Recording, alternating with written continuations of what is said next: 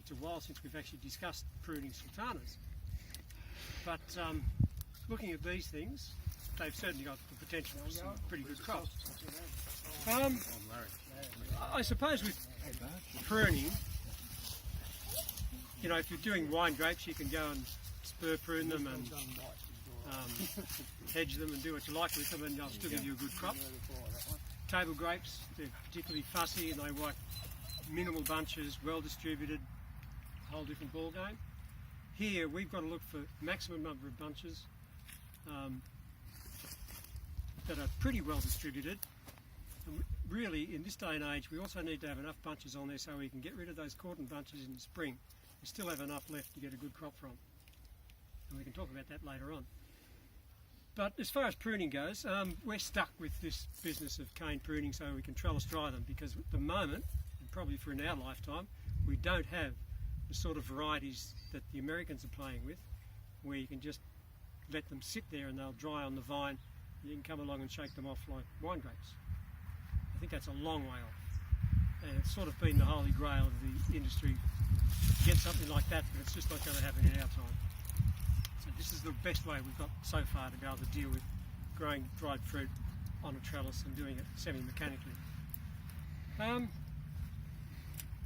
The only real motivation for doing any of this is to make a profit. And everybody's got their own way of going about it. Everybody's got their own way of believing that this is the best way to get a profit out of these things. But I guess there's some consistent things. One is that you need to maximise your crop. It's pretty hard to make money if you're getting, you know, less than 2 tonnes of the acre. You need to minimise your inputs. And in Australia, that means labour to a large extent.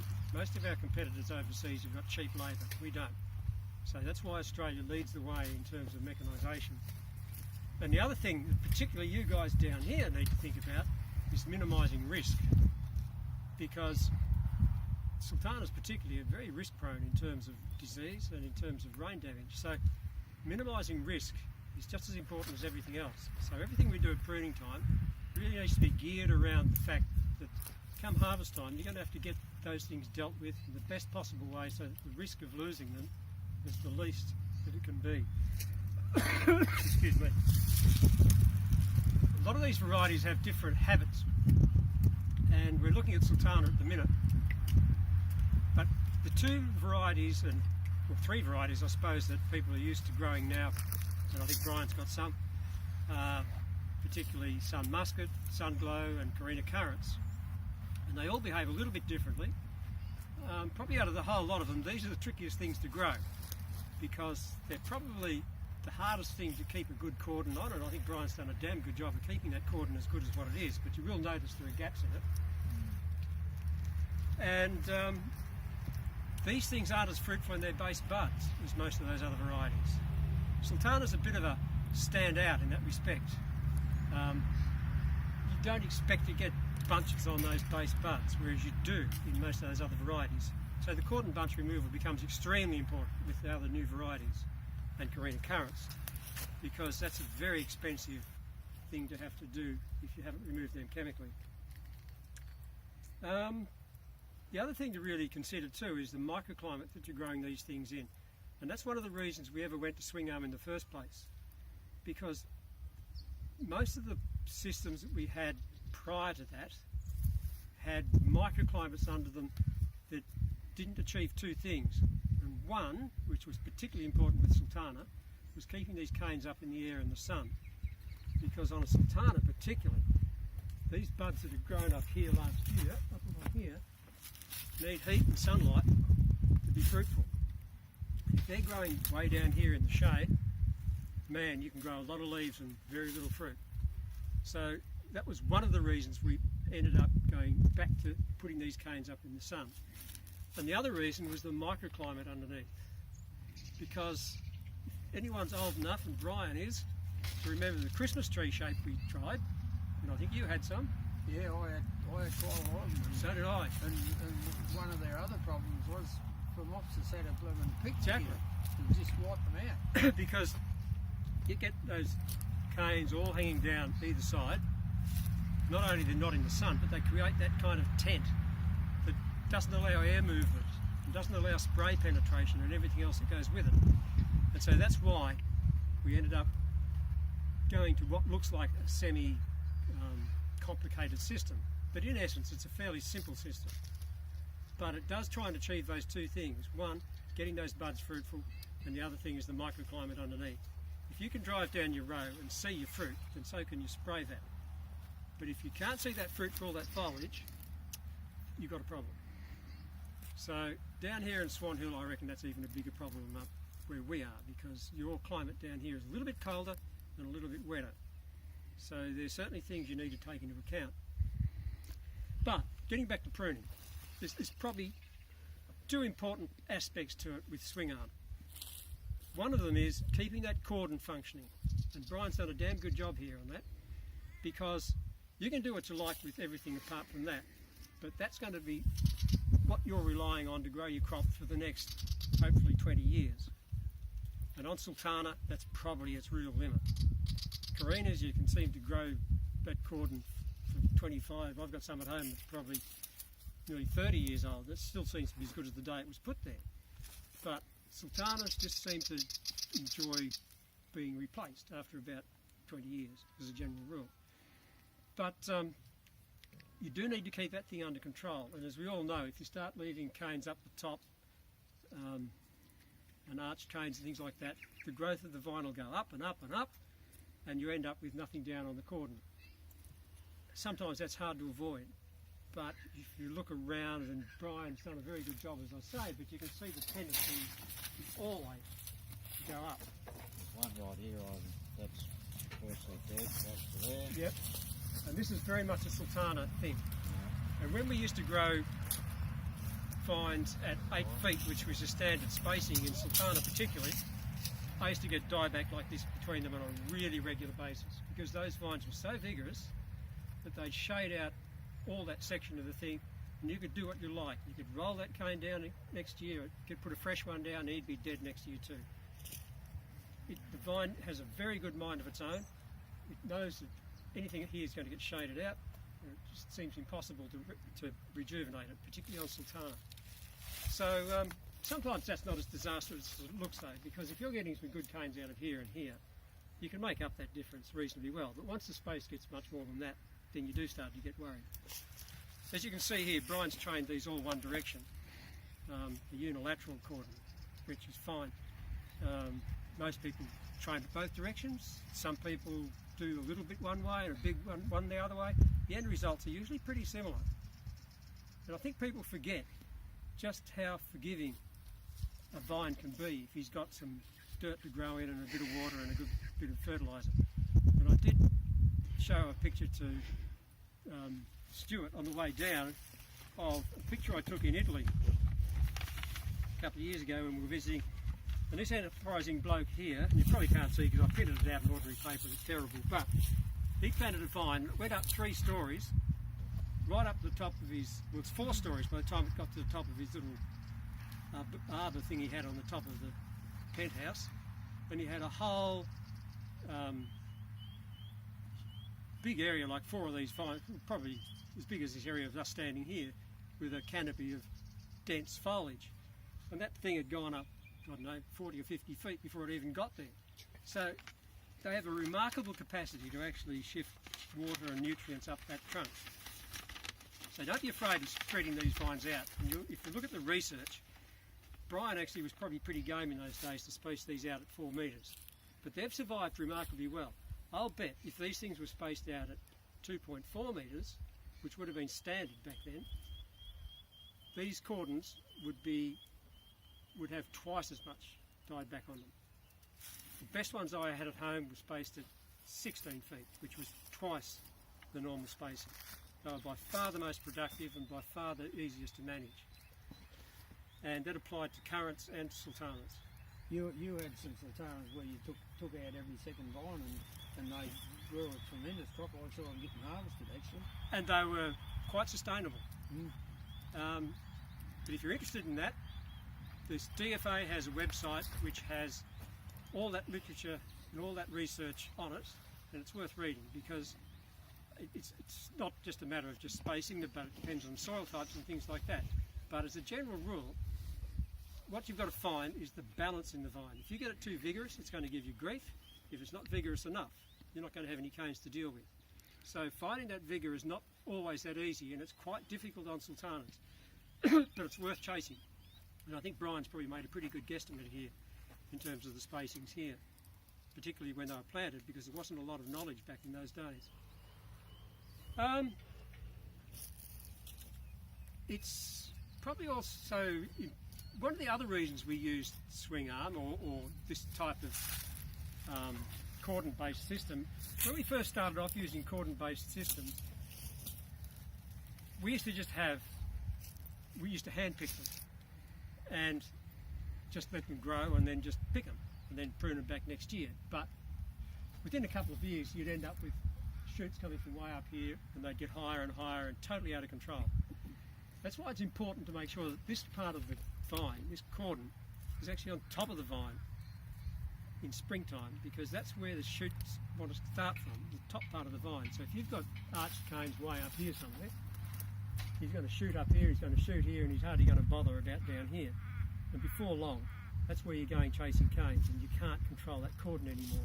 And once it gets too big and bulky, it's very difficult to tip the trellis, because the distance has to get longer as it goes down, if you know what I mean.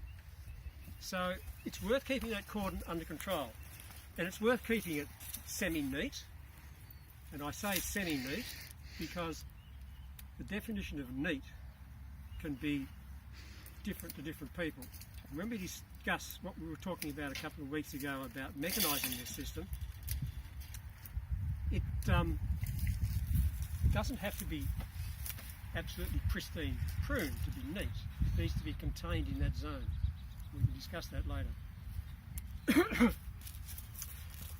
But having said all that,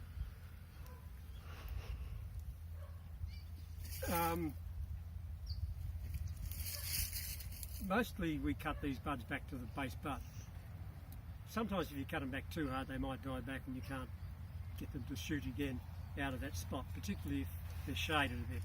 But generally speaking, if you cut them back to just above that, where they've grown out of the cordon or the last shoot, that's a pretty safe way to deal with it. Do we have to limit the number of canes left on there? I mean, if there were twice as many on here, would you leave them? I don't know. We usually try and space them out just to suit the spacings between the vines. Yeah, personally. ideally that's what you would do. How important is it? Don't know. We can talk about that later. But sometimes I think people limit their crop simply by pruning off a lot of the good potential bunches. And if God gave you those canes there, I must admit I'm very reluctant to get rid of any of them. Unless I really have to, because it's very easy to take them off, bloody hard to put them back on. So yeah, I always prune to what's been given to me on that side, and in Carina currants that meant a hell of a lot of canes, but it grew a hell of a lot of fruit. It seemed to do it year in and year out. And as I said before, if you're going to go through and spray out those cordon bunches, which you really should be doing in spring, then you're going to diminish that crop load a bit anyway. So you've got that up your sleeve.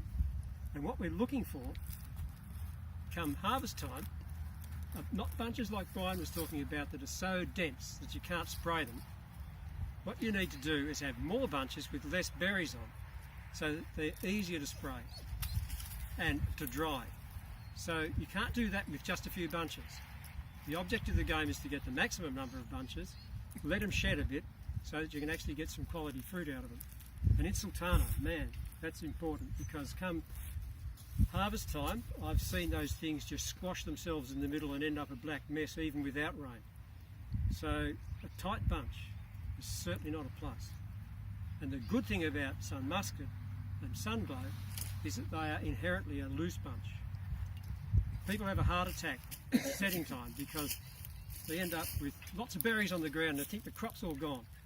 But in actual fact, those things know exactly how many berries they need to carry, and they usually end up a really nice loose bunch, plenty of them, and they dry and spray really well. The other thing, we've talked about the cordon, but the other thing to consider is what happens after that. Now I can see Brian's doing this exactly the way I would. Brendan's gone along and he's pruned that off the platform, and as he goes through he's pinned this one over here. So these canes are effectively trapped in between, and these are nice canes. So when they come over, they're going to actually come with that wire. And if we didn't do anything to them much, what would be the result? If we just trimmed off the bottom, would they stay there? We did try it right here and we found a bigger problem. A lot of trouble with them wanting to fall down on the ground. Yeah, sultanas actually aren't a good example of this, because they don't have those bunch numbers and tendrils and things like that to actually deal with it. But I think you'd probably find that, generally speaking, a lot of people waste a lot of time, money and effort by tidying these things up within an inch of their life, thinking they're table grapes, or that, you know, the Home Beautiful magazine's going to arrive next week and give them a fortune for a picture. It's not going to happen. There's a compromise in there somewhere. I mean, one of the things that we wanted to achieve when we did Swingarm was to be able to do most of this mechanically, or at least with minimal effort. And it sometimes surprises me how much work people put into having tipped them, or even not even putting that wire over and pulling down with it. I've seen people actually pull every single cane down and wind it on, and then put the wire on, which is very counterproductive. I mean, the purpose of that wire there is to trap those canes and to pull them over with it. So you might as well utilise that. And even if you only get 80% of them, at least it's 80%. But most of those canes you'll probably find would stay there as a general rule, and you could probably quickly identify the ones that aren't likely to and maybe twitch them on. I'm not saying don't do anything, but there's no point in rolling on great lengths of cane, because these canes here are probably most fruitful up to about here, wouldn't they be, Bob? Yeah, about there. So if you went snip right there, 20 odd buds, buds, yeah, about the limit, isn't it? something like that. So if you went snip here, you're not going to gain anything by rolling all this on. I wonder how they go to pull them down and cut them up here somewhere and just left them. Spot on, Brian. And because they're not going to drop down to the ground if they're short enough. No, and if They're they do, gonna just hang by the there. time you trim them in springtime, before setting, you're still going to put all that effort back into those other bunches. So there's a compromise to be made. I mean, have a hard think. I mean, like I said, everybody's got a different standard and a different way of achieving what they want to get out of their vine. But in the end result, it needs to be cost effective. If you're spending hours and hours and hours tidying up stuff that doesn't need to be tidied up, or trimming them up when they don't need to be trimmed up, yeah, it's something to really think about. And when you look at some of these canes here, if they're cut off, usually you'll find it's more so on other varieties, but some of these things have usually got some pretty good tendrils holding them on up here. Yeah. And when you tip them over, they're going to stay there next year. So if you don't have to shift them, not much point in it. Occasionally you'll get a great clump of canes that you don't want together in a big gap. There's a lot to be said for pulling a few of them across and getting a bit of better distribution. But it doesn't mean every cane. Just something to think about. Try a row or two and see if it makes any difference. And as I said before, if you've got canes sticking way up when you tip it over, and I can't see here because somebody's been very meticulous there, but you don't want canes sticking all the way up. But as a general rule, you'll find that once the fruit gets on them, they'll straighten themselves out a bit with the weight. And if you come along and get rid of those Cordon bunches, you've got a nice little line there to mechanically cut them. Now, I don't know whether you guys down here, do you mechanically cut, right? Yeah. Yeah. No problem? No, not really. No. Other than the occasional times when I grab the bar with the cutter bar, that's it. Oh, yeah, but, you know, I've got a few shoe marks in mine, I can Yeah. Stops you in a hurry. tell you. Yeah. Never break any teeth on the cutter bar, though. Yeah. See where the hedge has been through there. Yeah. Yeah, you can see that line, can't you? Yep. But in actual fact, what we're talking about, that's a big bonus above hand cutting it. If you haven't got a very big property, then I guess you can get around, you can hand cut and you can manage all that. But once you get a reasonable acreage or something, it's a bit of a logistic nightmare getting people into hand cut, and it's a cost. But when you hand cut, you find that you end up with a lot of green stuff still hanging over the other side, and you end up missing canes because they're very hard to see. Mind you, cutting under here is a hell of a lot easier than anything else. But it's very difficult to see uncut canes. Whereas if you cut it with a cutter bar, you get this line all the way along, and you can drive along on your motorbike and see whether you've got an uncut cane. And the quality is so much better as a result, because there's nothing buggers up a sample quicker than having a great big cane full of fresh fruit going into your harvester. While we're talking about setting it all up for harvest and stuff, it probably is worth talking about cordon bunch removal and cutting it and everything else, because it's a relatively new process, I suppose, and it can be a bit daunting if you've never done it. You spray them out, don't you, Brian? No? We mainly do our currants. Been doing currants in some muskets, but haven't been doing sultanas. So what do you do with these? We still come Come through. along with the cutter bar, and half of them up. them end up on the ground. I was going to say. And then the other half you got to come along and pick them off in a hand. Yeah. So, And that takes a bit of psychological warfare, isn't it, seeing stuff on the ground? Yeah. And look, here it's not a problem because you've got a very clean block. But you start dropping stuff onto three-corner jacks and hanging it back up and all those sort of issues, and it's fraught with danger. And it's work. It takes time and it's money. And if you actually calculate how much money you spend paying someone to do that, or holding up the works by doing it yourself, then it's rarely cost effective, I would think. So sultanas are an interesting ball game, because particularly in the springtime when you're going to do this, you can look along here and you think, God, there's hardly a bunch up there. You think it's just not worth it. But come harvest time, those damn things seem to appear from somewhere with a bunch about this long. So I always found it beneficial to do that. And oddly enough, and it's a while since I grew sultanas on any great scale, but I found that spraying those things out with ammonium nitrate particularly used to increase the crop next year. Not sure why, and whether it was just me wanting it to see it that way, but I'm pretty sure that was definitely the case. And I think that was partly because it partially defoliated things along there and gave it a bit more access to sun. And maybe that shot of nitrogen didn't do them any harm at that time of the year. Maybe just reducing the crop load a little bit did them some good. But it certainly didn't detract from next year's crop. we've sprayed out sultanas when we've seen a big year. Yep. And when you go along have a battle finding bunches, you don't want to be spraying them out, but Yeah. we might be fooling ourselves because the cost of hand picking them That's right. might be going anything anyway. If you calculate, in fact it's interesting to do the exercise, to actually put them into a bucket, see how many it is, and calculate out what you've actually lost, because you haven't actually lost them, because generally speaking, and maybe sultana's not as good as the others, but if you're doing that before fruit set, you'll just set more fruit down here. All you've done is shift the crop down. So maybe not 100%, but certainly enough to compensate.